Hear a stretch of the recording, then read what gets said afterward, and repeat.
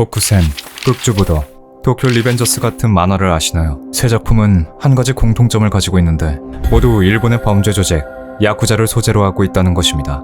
이처럼 일본의 만화, 애니메이션 같은 콘텐츠 중에는 야쿠자의 세계를 배경으로 하거나 야쿠자를 모티브로 한 캐릭터가 자주 등장하거나 하죠. 의의를 중시하는 모습이나 등에 새겨진 이레즈미, 그들만의 독특한 문화를 가진 세계의 모습으로 인해 이들을 매력적으로 다루는 콘텐츠가 많이 존재합니다. 하지만 현실 또한 만화와 같을까요?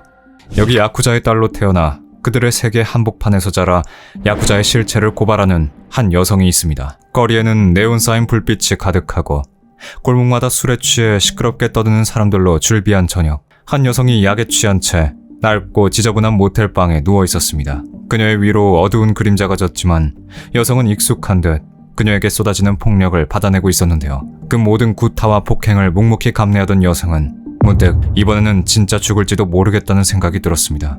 나는 계속 이렇게 살다 죽는 걸까? 이런 곳에서 죽고 싶지는 않다는 생각이 계속해서 여성의 머리에 맴돌았고 자신에게 향하는 폭력은 오래도록 끝나지 않을 것 같았는데요.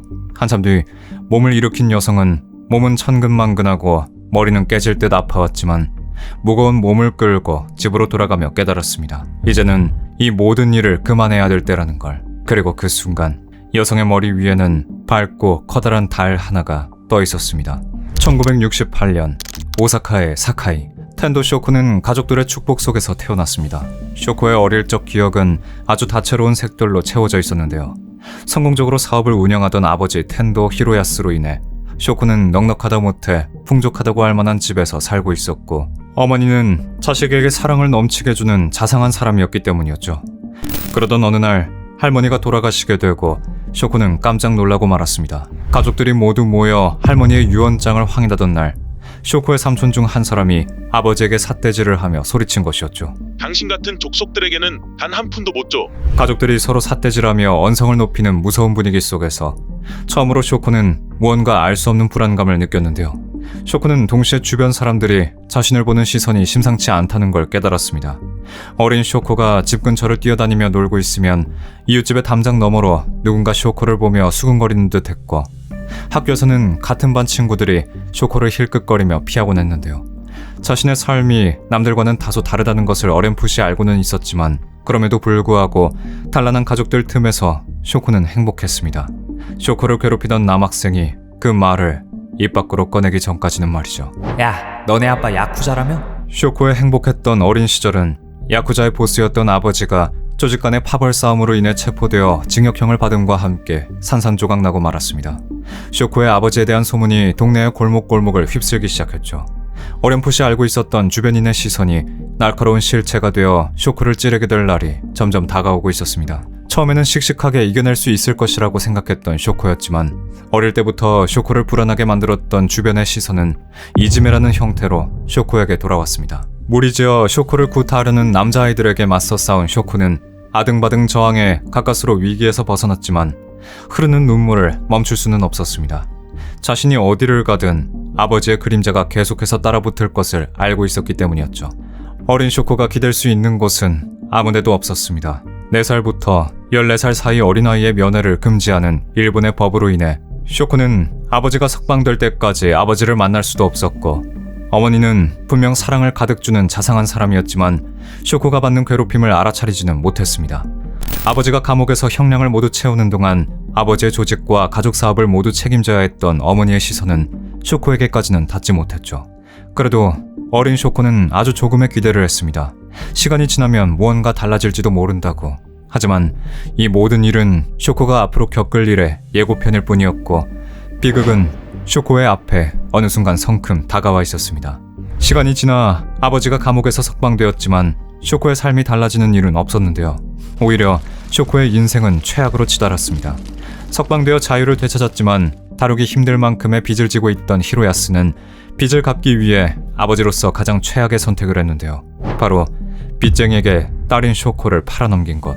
히로야스는 늘어나는 빚 때문에 빚쟁이들이 쇼코를 폭행하도록 방관했고, 쇼코는 이 모든 상황에서 도망칠 수 없었습니다.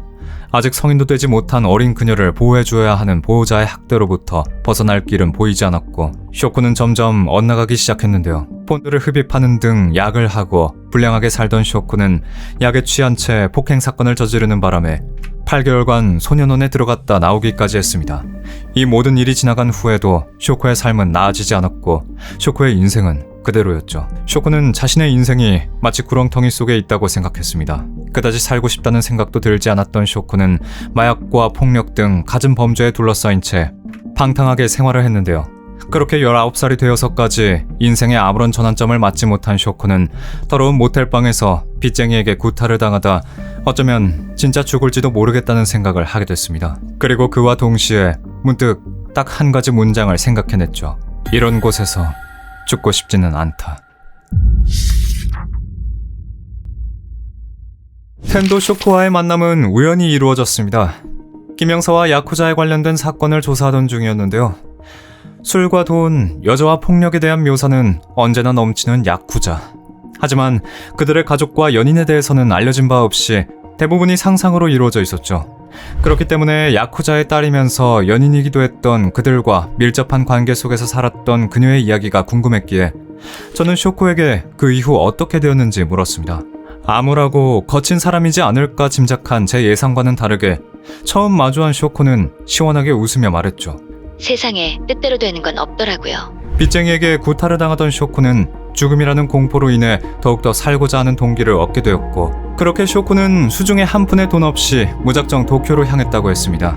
그렇게 무작정 도쿄로 향한 뒤 파친코 가게에서도 일하고 술집의 호스티스로 일하기도 했다고 말했습니다.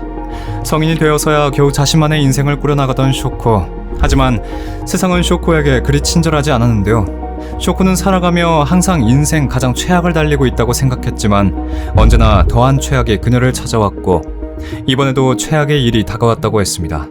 누구보다 자신을 사랑해주던 어머니가 돌아가신 것이었죠. 쇼코는 어머니가 돌아가신 이후 더는 살고 싶다는 생각이나 의지가 들지 않았고 수면제를 잔뜩 먹었지만 운이 나쁜 건지 좋은 건지 죽지 않고 살아났다고 했죠. 최악인지 최선인지 모를 쇼코의 인생 사건도 그것으로 끝나지 않았는데요. 어머니가 돌아가시고 몇 년 뒤 아버지 히로야스마저 암으로 사망한 것이었습니다. 하지만 쇼코는 어머니가 돌아가셨을 때처럼 절망적으로 생각하지 않았고 오히려 이를 인생의 전환점으로 삼기로 했다고 하죠. 쇼코는 무언가를 회상하는 듯한 표정을 지으며 아버지가 돌아가시기 전 남긴 편지에 대한 이야기를 시작했습니다. 히로야스는 편지를 통해 쇼코에게 너 자신을 믿고 나아가라는 말을 남겼다고 했죠. 히로야스와 쇼코의 관계는 최악이었지만 아버지의 편지를 회상하는 쇼코의 얼굴은 담담해 보였습니다. 쇼코는 아버지가 원망스럽지 않다면 거짓말일 거라고 했죠. 아버지는 자신에게 씻지 못할 상처를 줬고 그 상처는 평생 자신에게 흉터로 남을 것이라고요. 하지만 쇼코는 지금 자기 자신을 믿고 앞으로 나아간다고 했습니다. 새로운 삶을 결심한 쇼코는 예금 계좌를 개설했고 끊임없이 돈을 모았는데요. 그와 동시에 온몸에 문신을 새겼습니다. 쇼코는 몸에 새긴 문신을 보여주며 말했죠. 야쿠자의 세계에서 한 가지 긍정적으로 보는 게 있다면 바로 이 문신이라고요. 이 문신이 날 더 강하게 만들어요. 그렇게 말하는 쇼코는 몸의 거의 모든 부분이 문신으로 덮여 있었습니다. 쇄골 밑에서부터 쭉 내려와 발목까지 갑옷이라고 말해도 좋을 만큼 빼곡히 문신으로 가득 차 있었죠. 쇼코는 그 문신을 자랑스러워했습니다. 스펙타클한 쇼코의 인생 이야기를 옆에서 듣고 있던 김영사는 살며시 입을 열었는데요. 그러면 지금도 계속 호스티스로 일하시는 건가요? 그 말을 들은 쇼코는 웃으며 고개를 저었습니다. 어느 정도 돈이 모이고 난 후에는 술집에서 일하는 것을 그만두었다고요. 그러면 쇼코는 이제 무슨 일을 하는 것일까? 제 생각을 읽은 듯 쇼코는 이어서 말했습니다. 새로운 삶을 결심하던 날, 제가 그때 본 달에 대한 이야기를 썼죠. 2004년 텐도 쇼코는 자신의 이야기를 글로 담았습니다. 제목은 바로 야쿠자의 달. 쇼코의 자서전은 출간 직후 일본의 베스트셀러가 되었고 몇 가지 언어로 번역돼 세계로 출판되기도 하였죠. 학대와 폭력의 피해자였던 그녀는 이제 작가이자 어머니가 되었습니다. 이제 50대 중년이 된 쇼코는 작가로서 안정적이고 건강한 삶을 이어가며 딸과 함께 도란도란 살아가고 있죠. 쇼코는 여전히 그때의 상처가 지워지지 않았다고 말하고 또 평생 지워지지는 않을 것이라 합니다.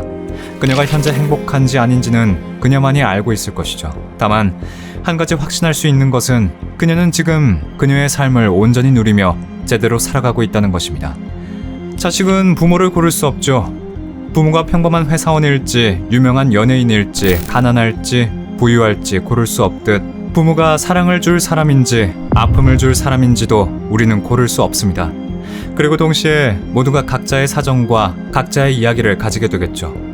쇼코에게 여전히 어린 시절의 기억이 상처로 남아있는 것처럼 누구에게든 사라지지 않고 뿌리 깊게 박혀있는 기억이 있을 수도 있겠지만 쇼코가 그런 기억을 지고 있음에도 매일을 살아가듯이 언젠가는 당신의 밤에도 밝은 달이 뜰 날이 있었으면 좋겠습니다.